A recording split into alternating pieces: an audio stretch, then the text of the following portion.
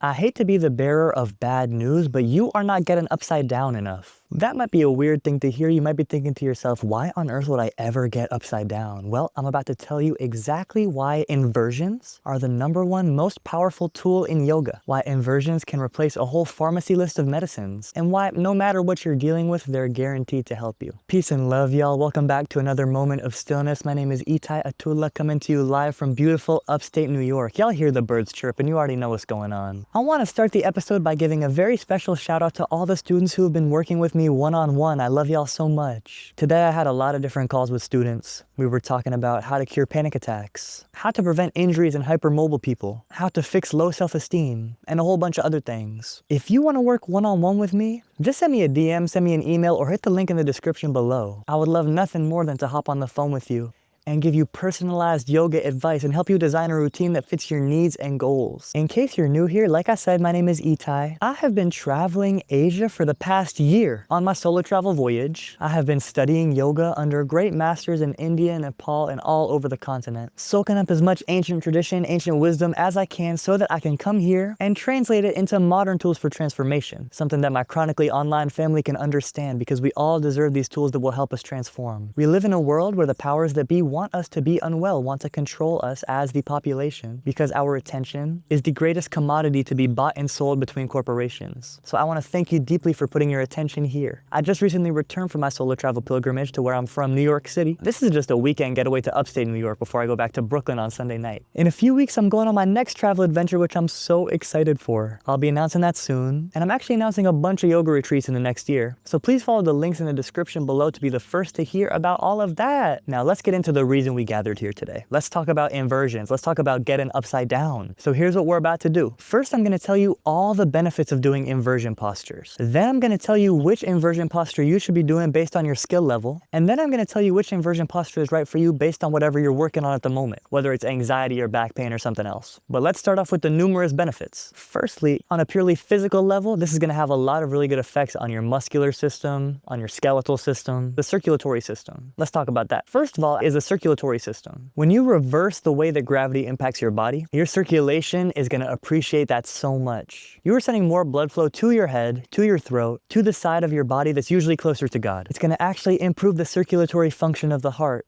making it much easier for blood to travel from the tips of your feet back up into your heart so that it can recirculate and recirculate. That's going to oxygenate the brain, and it's actually even going to improve lymph flow. We'll talk more about lymph a little bit later, but lymph is very important for detoxing the body. And in that same vein, it's also going to greatly reduce the swelling in your legs. When we walk around upright all day, a lot of blood flow just naturally goes to our legs and feet based on gravity. That's why a lot of us have swollen ankles, pain in our feet, and why a lot of us feel like we can't walk more than a few minutes without sitting down. So when you get upside down, you are draining all this blood from the lower half of your body, reducing swelling, reducing inflammation, allowing it to cool down. Also, one of my favorite things about an inversion is it's really good for your back. It's amazing for your spine. Because when I'm standing up straight like this, my spinal discs are like a Jenga tower with my lumbar spine at the bottom. That means my tailbone is bearing all the weight. Everything from the top of my head to my shoulders, to my rib cage, my lumbar spine is holding all of that, and it creates a lot of pressure in the lower back. But when you're upside down, guess what happens? Your lower back gets a decompression. The spinal discs get a little more room to breathe. And that is really, really good for you. It's going to prevent back injury, and it might even make you an inch taller. Because when our spine is compressed, we hunch forward and we round our back.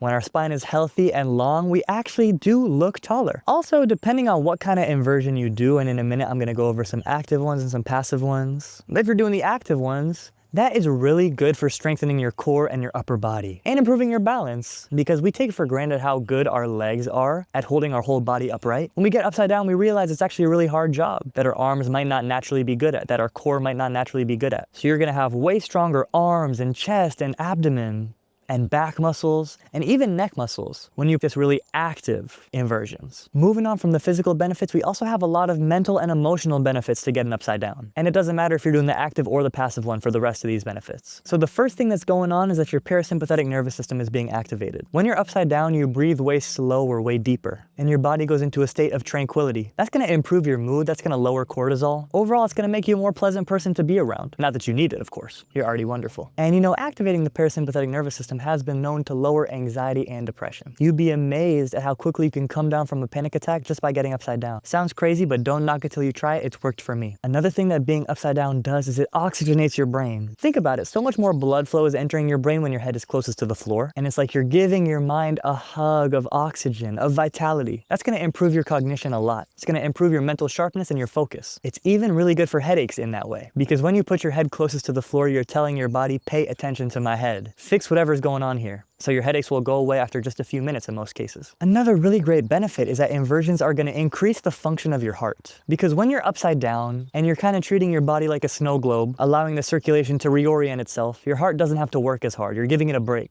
And so in the same way that cardiovascular endurance training like running or going to a HIIT class is going to be really good for your heart, giving your heart a chance to relax is equally good for your heart. Because if it's always on 100, that's not very sustainable. It's a lot of stress on your body. It's a lot of pressure on your heart. So getting upside down is going to relax your heart. That's going to make it function way better. But blood is not the only awesome liquid in our body. Another really awesome liquid in our body is lymph, which I alluded to earlier. You can imagine lymph as your body's sanitation department. All the toxins that the smart cells in your body pick up go into your lymph. And the more you allow this lymph to move around and be stimulated by pressure and by changes in gravity, the better your body will be at detoxing. So getting upside down is encouraging your lymph to further detox your body. If you have swollen lymph nodes, if you are sick, if you have a cold, then getting upside down can kick your lymphatic system into gear. Now I want to get away from anatomy of the physical body and towards yoga philosophy a little bit, because people have been popping headstands for over 5,000 years. And there's a lot of lost ancient wisdom about what an inversion can really do on a subtle level that I want to share with you now. First of all, let me tell you a little bit about what we call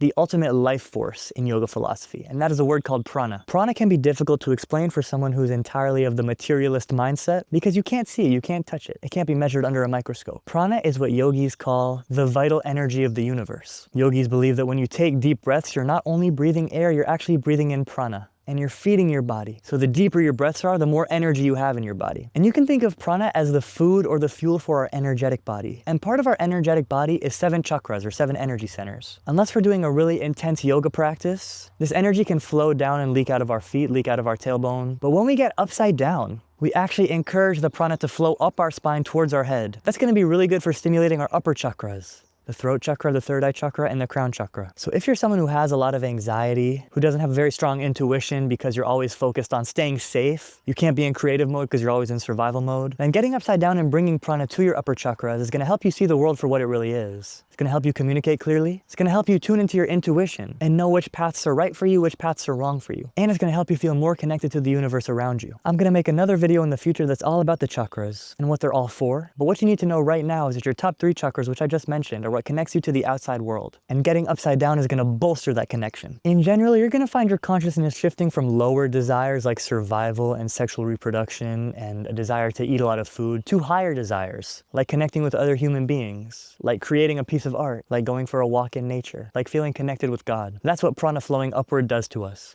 Inversions are also really good for prompting a yogi to do swadhyaya, which is the Sanskrit word for self-study. You can also call it pratyahara, which is a Sanskrit word for withdrawing from the outside senses and focusing on what's within. Because when you get upside down, you might feel a little dizzy in your head at first. You might feel your bowels moving around. You might feel your legs getting a little light, getting a little tingly. That is self-study. That is inner reflection. When you're right side up, you're in your comfort zone and you're so deep in your thoughts and your ego that you forget to think about what's actually going on in your body. But when you're upside down, you are finely tuned in to all the signals your body is sending you, and you can listen to your body whisper so you don't have to hear it scream. You can sense what it feels like to get more oxygen in your skull. You can sense what it feels like for blood to drain out of your feet. And that mind-body connection is going to ripple out and have effects that you can't even predict at the moment. Down the road, it's going to help you regulate your emotions and recover from sickness. All because you are finely tuned into the subtle signals of your body. You know, most of us, when we just begin yoga, we can't hear our body whisper. We can only hear our body scream. And doing inversions is one of those yoga practices that is really going to help you hear when your body is whispering, no matter how hushed that whisper may be. And finally, the best thing about inversions is that they invoke surrender. When we have our head above our heart and we're just going through the world, we have this habit, especially now in the 21st century, of wanting to control everything in our lives, of wanting everything to be in its right place exactly where we intend it. And while that's a noble effort, it must be balanced with surrender. And when you get upside down, you have very little control over your body. You might be disoriented. You might forget right and left. You might forget up and down. And it's a great way to just let go and let God handle it. Let God take care of you and cradle you in the arms of the universe